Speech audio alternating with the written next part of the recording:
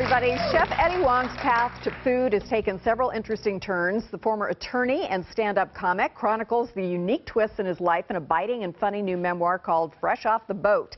He's also busy running his restaurant Baohaus, a popular hangout in New York City's Lower East Side. He's giving a talk at Town Hall Seattle tonight, but first he's here with us on New Day, so please welcome Chef Eddie Huang. How are you? Good. Thank you for having me, definitely. So you've packed all this in, and may I ask how old you are? I'm 30. I'm going to be 31 in March, March 1st. You have done quite a lot, plus you're in a reindeer sweater, so Yes. I think that tops off anything, any experience. I won this on eBay. I love it. You won it. Yes. All right, what are we making today? This is the Char Siu Bao from Baohaus, and this is our spin on a Cantonese Char Siu Bao. Usually you'll go to dim sum and you'll get Char Siu Bao, which is the enclosed bao with the red pork inside. We do this with the Taiwanese style bao, so you see this in a steamer. Yeah. They come out of the steamer right here. This is a gua bao, right? And the old way of doing this, we always put pork belly in here, braised red cooked pork belly. But this recipe instead, we take a little honey and malto sauce right here. We give you a little bit of that for sweetness. Then we'll pick up a few pieces of char siu here. That's gorgeous. The cucumber, which gives it texture. Oh, I like the different temperatures and different flavors, and this, you know, a little bit of sweet and a little bit of tangy. Cilantro. Look at that. And then crushed peanut and Taiwanese red sugar. Oh my so gosh, am I going to try to eat this and talk to you at the same time? Definitely. Okay, I'm going to wait for it to cool off for a second, and then I'm going to rub it just down the front of my sweater, because that's where it's going to end up anyway. So let's talk about your memoir. It is called? It's Fresh Off the Boat. And why is it called this? Well, fresh off the boat is a term that... Are you going to talk for a while, because I'm going to eat? Yeah, no, go ahead and eat. I'm going to talk. Right. I just want to make sure this was a long answer. I'll take care of the talking, you do the eating. Go We're ahead. going to be in good shape. We are really going to be in good shape. Yeah, no, the thing is that fresh off the boat is a term that people used to use in a negative way, talking about people who just came to America, immigrants that just got off the boat. But like a lot of things, the book is very much about owning your identity in America and finding your place and realizing that you don't always have to ascend and assimilate into what everybody else is doing. It's very much about finding your own place and owning your identity, even if it's fresh off the boat. I think that sounds like a hard journey. I mean, growing up is hard enough, but if your parents are immigrants and can't necessarily show you the ropes of what's going on in your own neighborhood, and you're trying to figure out who you are as an authentic person, what are the challenges in that? Yeah, no, it's very difficult because my mother, she was a great... This is delish, by the way. Thank you. She was a great student. She came to America when she was 17,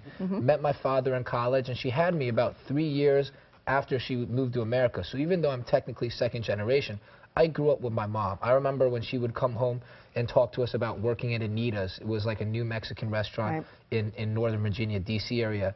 And she couldn't defend herself. And people at restaurants, you have to do side work, like refilling ketchup bottles or wiping tables and getting things ready for the next day. She would do her side work, and then other people would steal her ketchup bottles. And she couldn't defend it, and they kept doing it every night. And she started just slapping people's hands because she didn't know what to say. And she was such a hard worker, too, in high school. She didn't speak English that well, but she was a salutatorian of her high school. And that's how hard she worked. Yeah. And you obviously got a lot of that, right? Because you must have an incredible work ethic. Yeah, no, I got a lot of it from my mother and my father, and the thing is that it was a really interesting journey for our whole family to grow up in America and figure it out together. Yeah. You know, they had their view and they had their life that was in Taiwan, and to have me, and we really did explore the American wilderness together. It's something that's so interesting to me is right now we've had a re-elected African-American president. We've obviously broken some barriers. We're talking about Hillary as a possible presidential candidate. All these things that were not possible when I was growing up, when I was even your age, are possible now. How does that change the immigrant experience, do you think? Well, it's definitely encouraging. I remember in 2006, the first time I saw a Newsweek cover with Obama on it saying he could be the next president. Then I heard his DNC speech, you know, and I saw the policies that he had about energy. And I was just so interested by this character that, like, no way, in my generation, there's going to be an African-American president. Like, it was huge. And I got into his issues, and I actually became the first person to ever make Obama T-shirts. And I did them by matching, because I knew he would need the youth vote, and I wanted to do my part. I did not know this. Yeah, it's all, you know, in the book I chronicle like being a streetwear designer, but I matched these shirts that said Chicago '08, Obama '08 to the fire red Jordan 5s that came out that Christmas.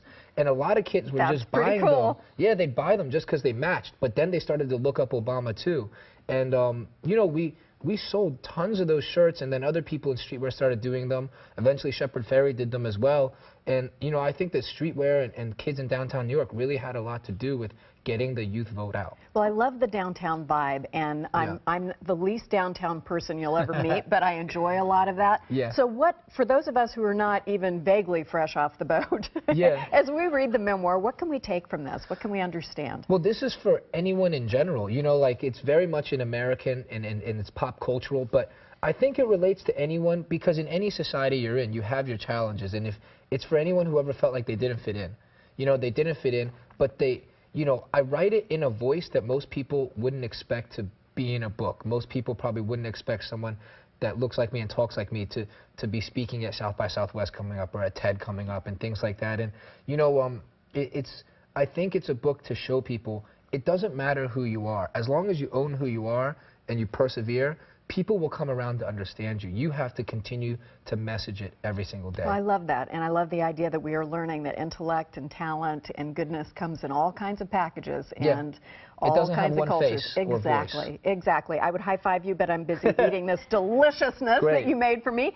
Eddie will chat about his memoir and his unique path to culinary stardom tonight at Town Hall Seattle. The event gets underway at 7:30. We posted details online and links to Eddie's website and restaurant site. Highly recommend the book. When we come back, tests that can pinpoint the areas where Longevity Medical Clinic can help you feel more energetic and put you on the road to fitness. Don't go away.